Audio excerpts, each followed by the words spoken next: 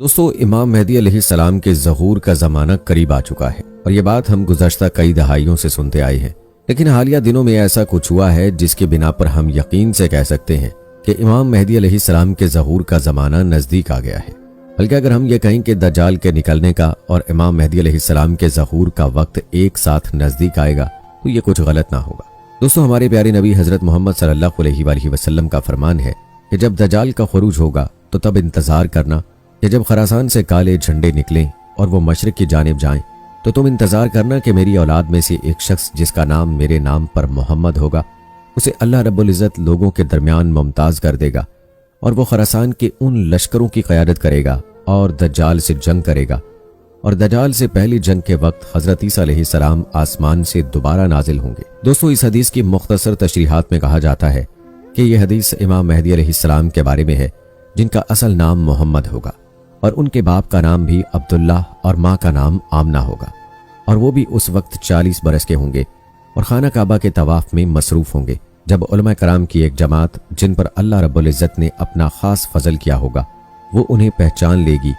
اور ان کے ہاتھ پر بیعت کرے گی، اور یوں حضرت امام مہدی علیہ السلام کا ظہور ہوگا۔ اور اس سے چند دن قبل خراسان سے کالے جھنڈے نکلیں گے جو دجال کا مقابلہ کرنے کے لیے ہوں گے۔ دوستو اس حدیث سے دو باتوں کا پتہ چلتا ہے کہ حضرت امام مہدی علیہ السلام کا ظہور دجال کے خروج کے بعد ہوگا، یعنی دجال کے ظاہر ہونے سے کچھ عرصے بعد، جب دجال پوری دنیا پر اپنا قبضہ جما چکا ہوگا سوائے مدینہ اور مکہ کے، اور وہ اپنی فوجیں لے کر شام کے دارالحکومت دمشق میں پڑاؤ کرے گا۔ اس وقت امام مہدی علیہ السلام ان خراسانی لشکروں کو جن کے جھنڈوں کا رنگ کالا ہوگا ان کی قیادت کریں گے، اور جنگ کی صبح فجر کے وقت حضرت عیسیٰ علیہ السلام دمشق کی جامع مسجد کے مینار پر آسمان سے فرشتوں کے کندھوں پر ٹیک لگائے ہوئے نازل ہوں گے۔ دوستو ہم نے اس بارے میں بہت تفصیل سے پڑھ رکھا ہے، لیکن ایسا کون سا معاملہ ہوا کہ جس کی بنا پر ہم یہ کہنے پر مجبور ہیں کہ اب خراسان سے کالے جھنڈے نکلنے کا وقت نزدیک آ گیا ہے؟ سب سے پہلے ہم یہ جانتے ہیں کہ خراسان کس علاقے کا نام ہے۔ پیارے دوستو موجودہ خراسان ملک ایران کا ایک صوبہ ہے، اور خراسان کا ایک علاقہ افغانستان میں بھی شامل ہے، یعنی پرانے زمانے کا وہ خراسان جس کے بارے میں نبی کریم صلی اللہ علیہ وآلہ وسلم نے پیش گوئی فرمائی تھی۔ وہ دراصل ایک ہی علاقہ تھا، مگر موجودہ جغرافیائی حد بندیوں کے بعد سے وہ علاقہ دو حصوں میں تقسیم ہو کر دو ملکوں کے تصرف میں ہے، جن میں ایرانی خراسان اور افغانی خراسان شامل ہے۔ پیارے دوستو اب ہم اس معاملے کی طرف چلتے ہیں کہ جو اس طرف اشارہ کر رہا ہے کہ عنقریب خراسان سے نکلنے والے کالے جھنڈوں کا لشکر دجال کا مقابلہ کرنے کے لیے نکلے گا۔ ہم جانتے ہیں کہ نبی اکرم صلی اللہ علیہ وآلہ وسلم کی حدیث مبارکہ کے مطابق جن میں انہوں نے قیامت کی نشانیاں بیان فرمائی ہیں، ان میں کہا گیا ہے کہ دجال کے خروج سے پہلے مسلمانوں اور عیسائیوں نے مل کر یہودیوں سے جنگ کرنی ہے، اور اس کے بعد مسلمان اور عیسائی آپس میں جنگ کریں گے، اور اس دوران دجال کا خروج ہوگا۔ تو دوستو وہ آخری جنگ کون سی ہے جو اس معاملے کو اس جنگ تک لے جائے گی جس میں یہودی ایک طرف اور مسلمان ایک طرف اور عیسائی دوسری طرف ہوں گے؟ دوستو جیسا کہ آپ جانتے ہیں کہ کچھ دن قبل فلسطین کی جانب سے اسرائیل پر حملہ ہوا، اور اب اسرائیل پوری طاقت کے ساتھ غزہ پر بمباری کر رہا ہے، اور اس میں اس کا ساتھ دنیا کی کئی حکومتیں دے رہی ہیں۔ دوستو کل ہی ایک ایسی خبر سامنے آئی جس نے اس چیز کے امکانات روشن کر دیے ہیں کہ شاید اب عیسائی مسلمانوں کے شانہ بشانہ یہودیوں کے ساتھ لڑیں گے، اور وہ خبر عیسائیوں کے اس سب سے قدیم چرچ کی ہے جو فلسطین کے علاقے میں قائم ہے اور جس کی تاریخ سن 425 عیسوی تک جاتی ہے۔ کل کی خبر کے مطابق عیسائیوں کا وہ چرچ اسرائیلی بمباری کے نتیجے میں برباد ہو گیا ہے، اور یہ وہی چرچ ہے جس میں حضرت عیسیٰ علیہ السلام کا وہ کپڑا جس میں انہیں لپیٹا گیا تھا وہ پیدا ہوئے تھے، اور وہ کپڑا جس میں عیسائیوں کے عقیدے کے مطابق حضرت عیسیٰ علیہ السلام کو صلیب دینے کے بعد رکھا گیا تھا، جس پر ان کا خون بھی لگا ہوا ہے، اور حضرت عیسیٰ علیہ السلام کا وہ جھولا جس میں انہیں پیدائش کے بعد لٹایا گیا تھا، یہ تمام کے تمام تبرکات اس چرچ کے اندر رکھے گئے ہیں۔ اگر یہ چرچ اسرائیلی بمباری کے نتیجے میں تباہ ہو جاتا ہے تو یہ اس قدر بڑی پیش رفت ہوگی کہ اس سے ساری عیسائی دنیا میں آفت مچ جائے گی، اور موجودہ حالات کا یہ طوفان بھی مذہبی جذبات کے اس شعلہ انگیزی کو روک نہیں سکے گا۔ تو غالباً امکان یہ ہے کہ جیسے ہی چرچ کی تباہی کی خبر باہر آئی تو دنیا پر عیسائیوں کا رد عمل بہت شدید ہوگا۔ اب تک کے سورسز کے مطابق اس چرچ کی تباہی کی خبر کو باہر نکلنے نہیں دیا جا رہا، کیونکہ یہی ڈر اسرائیل کو بھی ہے کہ اس طرح سے عیسائی یہودیوں کے خلاف نہ ہو جائیں۔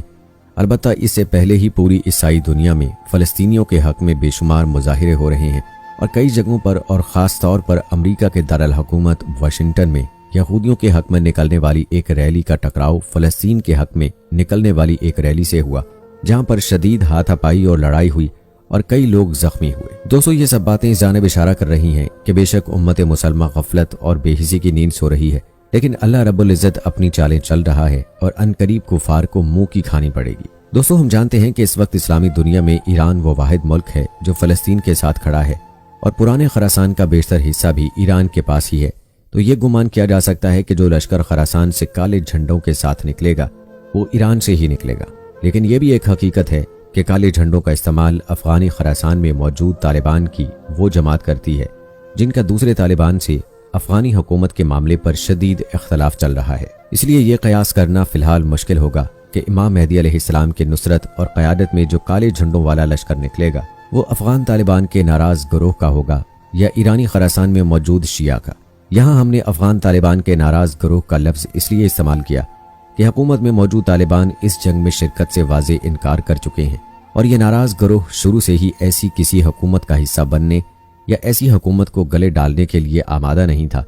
جو ان کے پیروں میں عالمی مصلحت کی بیڑیاں باندھ کر انہیں دنیا میں کھلے عام جہاد سے روک دے۔ اسی لیے یہ طے کرنا فی الحال خاصا دشوار ہوگا کہ یہ لشکر کس گروہ پر مشتمل ہوگا۔ البتہ یہ لشکر خراسان سے ہی نکلے گا، اس پر سبھی علماء کرام کا اتفاق ہے۔ موجودہ حالات کو دیکھتے ہوئے دنیا کے ریئیکشن اور حالات اسی جانب اشارہ کر رہے ہیں کہ اب دجال کے خروج کا وقت بھی نزدیک آتا جا رہا ہے۔ جیسے ہی اس چرچ کی تباہی کی خبر باہر آئے گی ویسے ہی حالات مزید دشوار ہوتے چلے جائیں گے، اور سب سے پہلے دجال کا فتنہ ہمیں اپنے گھیرے میں لے لے گا۔ اللہ تعالیٰ سے دعا ہے کہ اللہ پاک ہمیں دجال کے اس فتنے سے جس میں مسلمانوں کی اکثریت گرفتار ہوگی محفوظ رکھے، اور ہمارا ایمان سلامت رکھے، اور دجال کی وہ نشانی کہ اس کے ماتھے پر کافر لکھا ہوگا ہمیں وہ دیکھنے کی توفیق عطا فرمائے، کیونکہ حدیث کے مطابق یہ نشانی صرف وہی صاحب ایمان لوگ دیکھ سکیں گے جن کے دلوں میں منافقت نہیں ہوگی اور جن کا ایمان پاک صاف اور خالص ہوگا۔ دوستو، آنے والے حالات کس کروٹ بیٹھتے ہیں یہ تو اللہ رب العزت ہی جانتا ہے، البتہ ہم صرف اندازہ ہی لگا سکتے ہیں۔ دعا ہے کہ اللہ پاک ہمارا ایمان سلامت رکھے اور ہمیں دجال کے مقابل لڑنے والوں میں شامل کرے، نہ کہ دجال کے ساتھ شامل ہونے والوں میں ہمارا نام لکھا جائے۔ آمین یا رب العالمین۔